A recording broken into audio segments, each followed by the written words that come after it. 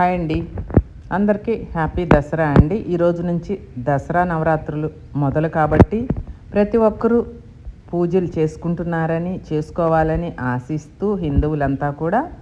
అలాగే నేను ఈరోజు ఉదయాన్నే 4 గంటలకు లేచి నా పూజా మందిరాన్ని శుభ్రపరచుకొని నేను ఈ విధంగా ఈరోజు అమ్మవారికి మొదటి రోజు కట్టె పొంగలి నైవేద్యాన్ని సమర్పించుకొని వేకువజామున 4 గంటలకే నా పూజని ముగించుకున్నాను.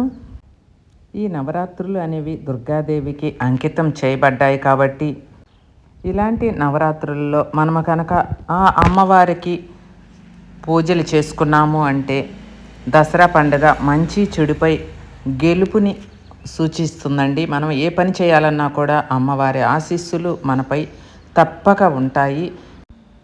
శరదృతువు ఆరంభంలో వచ్చే పండుగ కాబట్టి దీనికి దసరా అని పేరు వచ్చిందండి. ఆశ్వీజ శుద్ధ పాడ్యమి నుండి ఆశ్వీజ శుద్ధ నవమి వరకు 9 రోజులు దేవీ నవరాత్రులు జరుపుకుంటారు. ఈ వీడియో నచ్చినట్లయితే ఒక్క లైక్ చేయండి.